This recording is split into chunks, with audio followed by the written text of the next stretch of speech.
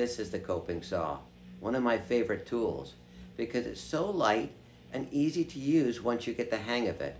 Plus, it's incredibly versatile. You can cut curves, straight lines, and into tight corners, and so you can make lots of fun projects with this one saw.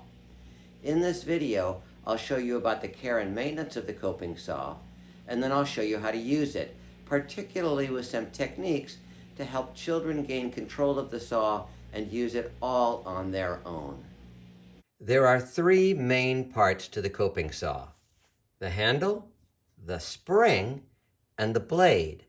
These parts connect the blade to the spring and to the handle. The most important part of the coping saw when it comes to a child using it is the handle.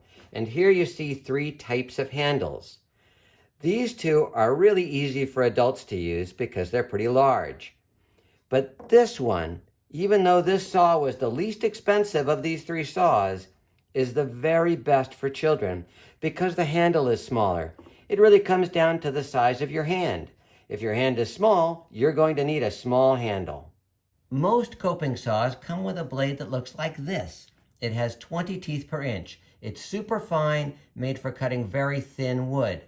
But we're cutting thicker wood when we're making the projects that I show you in these videos. So you need a blade that looks like this one here. This one is 10 teeth per inch.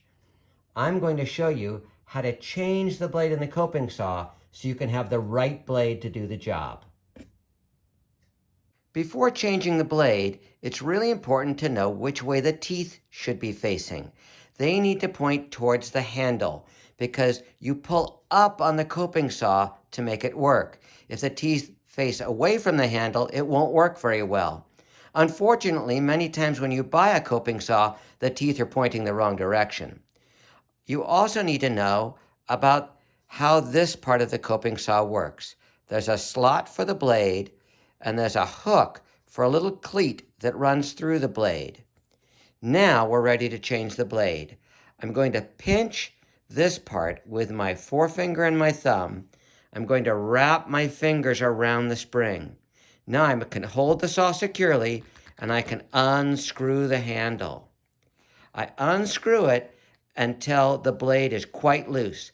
I don't unscrew it all the way though. There, it's almost all the way unscrewed.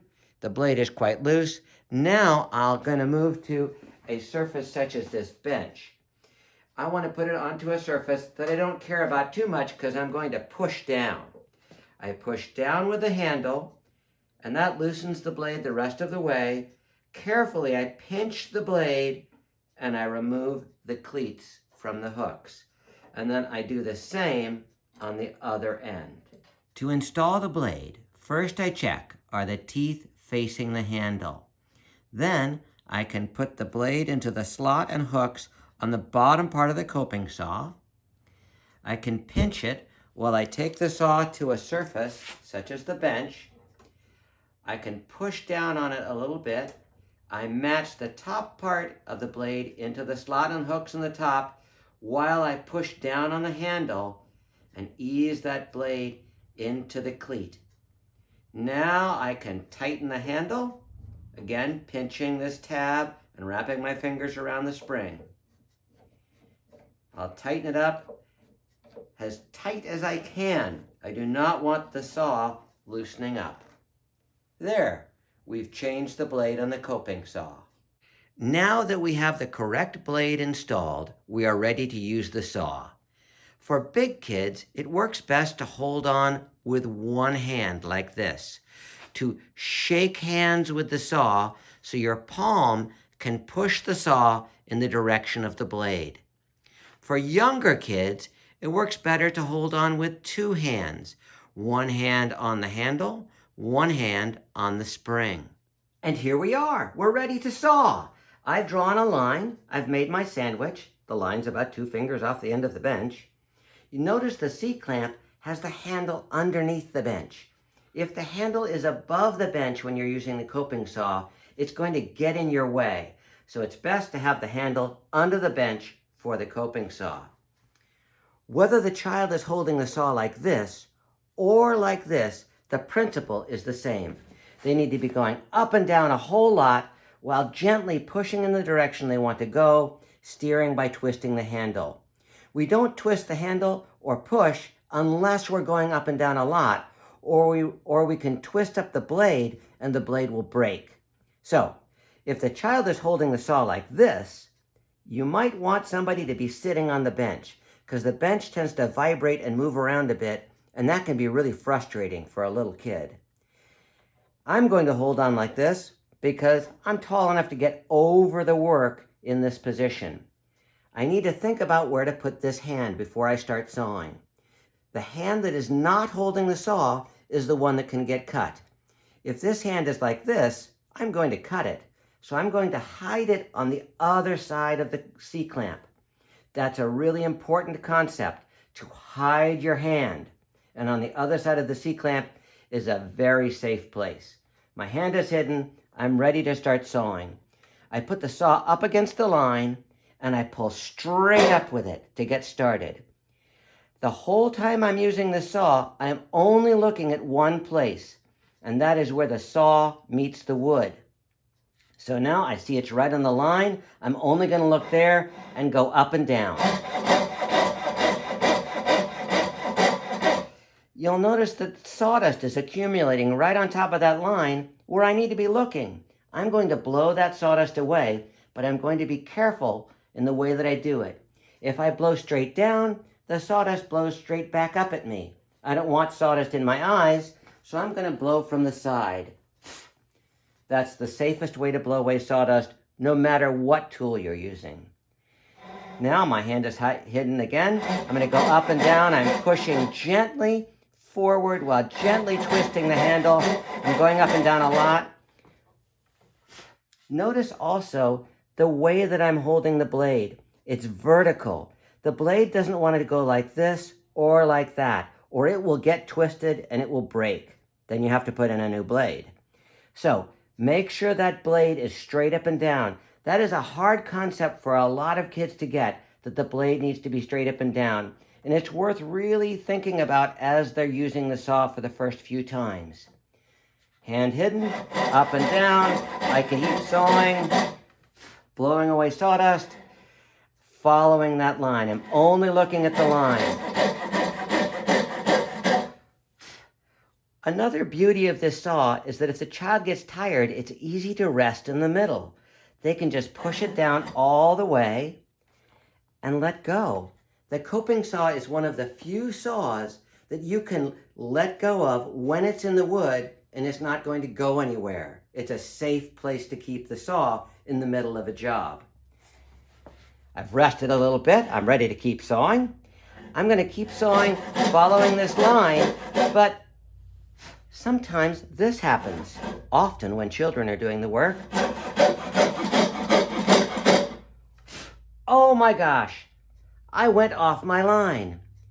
Now, mistakes are fantastic learning opportunities. And in woodworking, it's a very forgiving place to make mistakes. And I really encourage the students I'm working with to embrace the mistakes they make.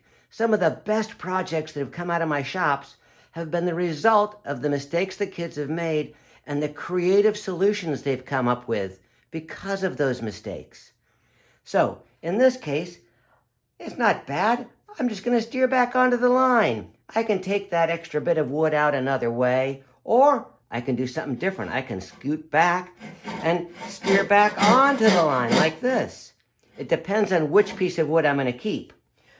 If this is the one I care about, well, I have a different job. This is easier to fix because I made too much of that wood in the mistake that I made. Now I'm going to keep sawing. I'm looking only at that line, blowing sawdust away from the side, keeping the blade vertical, pushing gently while I go up and down a lot. As I get to the end, I want to go even more gently with the pushing, or I might get big old splinters when the wood is finished being cut. So, continuing to hide my hand, gently sawing. You saw me come up from the bottom a little bit there. That's the one time I come off from vertical, is at the very end. So I come up and I'm leaning back a little bit. It makes for a nicer finish cut. Now that you have a sense of how to use the coping saw, let me show you some techniques to help a child learn to use it without doing the work for them. If the child is holding on like this, you can slip your hand around theirs and pinch your fingers just below their fingers. So they'd be holding on like this, you're coming in underneath. That way you can do the work together.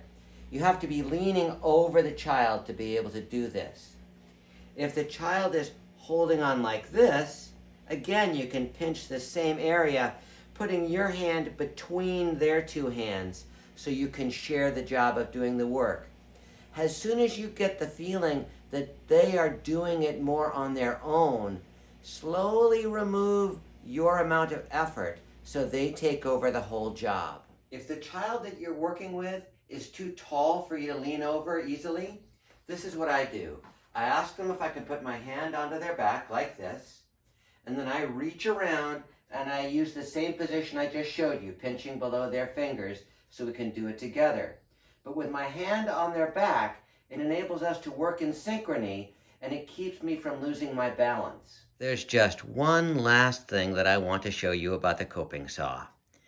At times, having the spring be behind the blade is a problem, like when you're making certain kinds of cuts on certain kinds of projects, and you need the spring to be, say, off to the side. To change the position of the spring, you loosen the blade, change this position here, make sure you change the bottom as well, check to make sure the blade isn't twisted, and then grasp it and tighten it, just as you would if you were tightening it after changing the blade. Now, the spring is off to the side of the blade. I just gave you a lot of information in a very short period of time. Don't expect to be a master of the coping saw right away. I make it look easy because I've been doing this for years. Give yourself time to learn to use the tool. Be forgiving of yourself and review this video before you use the coping saw for the first few times so the ideas are fresh in your mind. Now, let's go make some projects. Visit my website, woodworkingwithkids.wordpress.com. There you'll find a photo gallery of projects and of tools and links to my other videos. While you're there, you can send me your comments, ask me questions, make suggestions for future videos. I welcome all of your input. Thanks.